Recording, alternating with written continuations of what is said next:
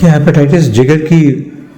سوزش ہے عام اصطلاح میں، لیکن جب ہیپیٹائٹس کی بات کی جاتی ہے تو پاکستان میں عام طور پہ جو وائرس کی وجہ سے ہیپیٹائٹس ہوتا ہے اس کی بات کی جاتی ہے۔ تو یہ اس کے دو اقسام ہیں، ایک تو ایکیوٹ ہیپیٹائٹس ہے اور ایک کرونک ہیپیٹائٹس ہے۔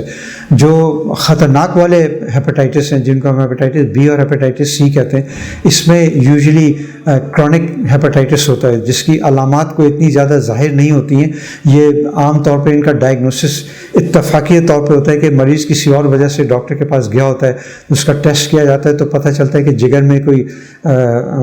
پرابلم آئی ہے، تو اس کے جب مزید ٹیسٹ کیے جاتے ہیں تو پتہ چلتا ہے کہ پیشنٹ کو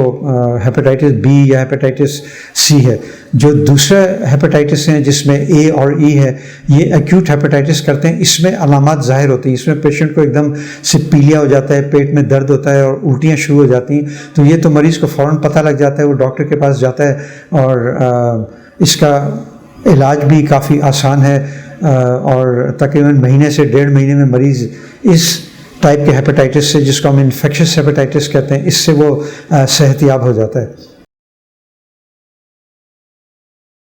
دیکھیے، ہیپیٹائٹس بھی ایک وائرس کا انفیکشن ہے، کووڈ بھی ایک وائرس کا انفیکشن ہے، لیکن ان دونوں کے پھیلاؤ کا جو طریقہ ہے وہ ڈفرینٹ ہے۔ جو ہیپیٹائٹس بی اور سی تو آلودہ خون جو ہے وہ اگر کسی کو لگایا جائے یا کوئی ایسے سرجری اس نے کہیں جا کے کرائی جہاں انسٹرومنٹس جو تھے یا ڈینٹسٹ کے پاس اس کے انسٹرومنٹس صحیح طرح اسٹیرلائز نہیں تھے تو اس سے ہوتے ہیں۔ اور ہیپیٹائٹس اے اور ای جو یہ کھانے پینے کی چیزوں میں سے یہ پھیلتا ہے، اگر وہ کھانا پینا جو ہے اس میں یہ وائرس ہوتا ہے، اگر صحیح جگہ سے آپ صاف ستھرا کھانا آپ نہیں کھائیں گے۔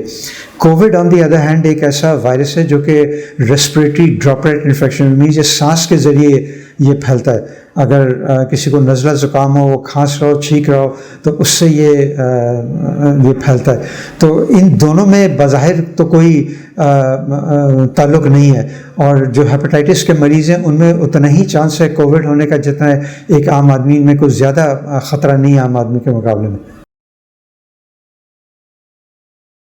دیکھیں، ہیپیٹائٹس بی اور سی کا ٹریٹمنٹ تو جیسے وہ لے رہے ہیں وہ کنٹینیو کریں گے۔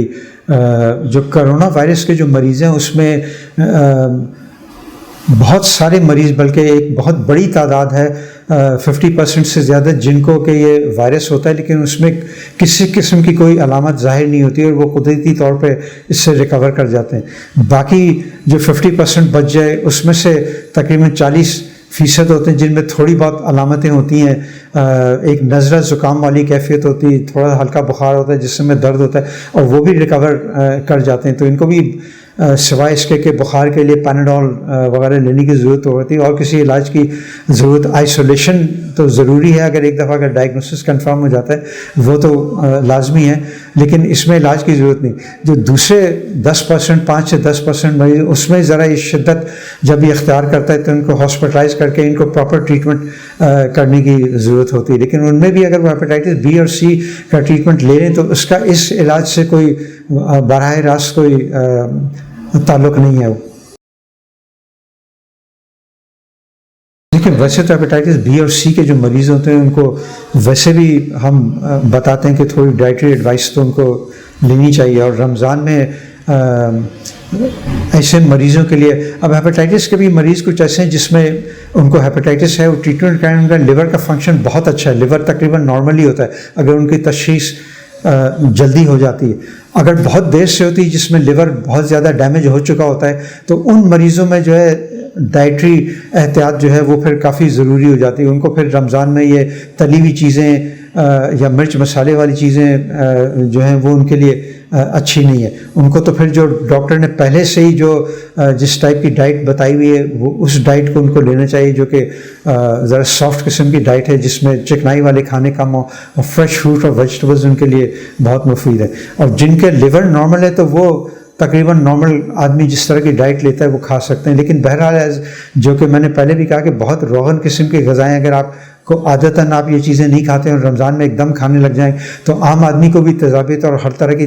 معدے کی تکلیفیں شروع ہو جاتی ہیں۔ تو ان کو پھر بھی تھوڑا سا عام آدمی کے مقابلے میں احتیاط زیادہ کرنا چاہیے، لیکن یہ کہ بالکل منع نہیں ہے، تھوڑا بہت وہ کھا سکتے ہیں۔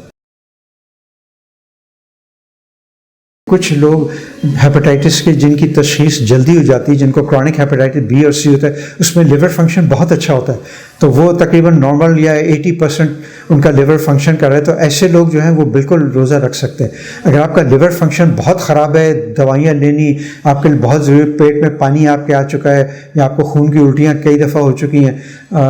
1-2 دفعہ آپ غنودگی میں جا چکے ہیں اس کی وجہ سے، تو ایسے مریضوں کو پھر پہلے اپنے ڈاکٹر سے کنسلٹ کرنا چاہیے۔ لیکن اگر لیور کا فنکشن اچھا نہیں ہے تو پھر روزہ رکھنے سے نقصان ہو سکتا ہے آپ کو، لیکن یہ ضروری کہ آپ اپنے ڈاکٹر سے پہلے اس بارے میں مشورہ ضرور کریں۔ بہت سے مریضوں کا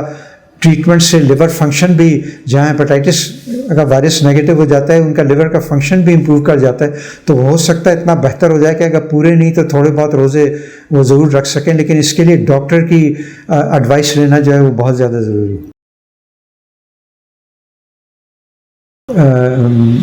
جو ہیپاٹائٹس میں نے آپ کو ایک ایکیوٹ انفیکشس ہیپاٹائٹس ہے اور ایک ہے chronic hepatitis. Acute infectious hepatitis چونکہ کھانے پینے کی چیزوں سے پھیلتا ہے، تو ہمیں صاف قسم کا کھانا کھانا چاہیے، خاص طور پہ جو سبزیاں اور پھل ہوتے ہیں ان کو اچھی طرح سے دھو کر کے کھانا چاہیے۔ باہر سے اگر کھانا کھائیں تو اس بات کو یقینی بنائیں کہ کسی صحیح صاف ستھری جگہ کا آپ کھانا کھائیں۔ پانی جو آپ پیتے ہیں اس سے بھی یہ وائرس پھیلتا ہے، تو پانی جو ہے یا تو آپ اچھی طرح سے ابال کر کے لیں، اگر آپ افورڈ کر سکتے ہیں تو کسی اچھی کمپنی کا منرل واٹر جو ہے وہ آپ استعمال کریں۔ اور جو کرونک ہیپاٹائٹس وہ میں نے آپ کو بتایا تھا کہ وہ خون کے ذریعے یا آلودہ قسم کے سرجیکل یا ڈینٹل ایکوپمنٹس اگر استعمال کیے گئے ہیں، تو آپ کو اگر خون خدا نخواستہ چڑھانے کی ضرورت پڑتی ہے تو آپ کسی صحیح لیبارٹری سے، جہاں وہ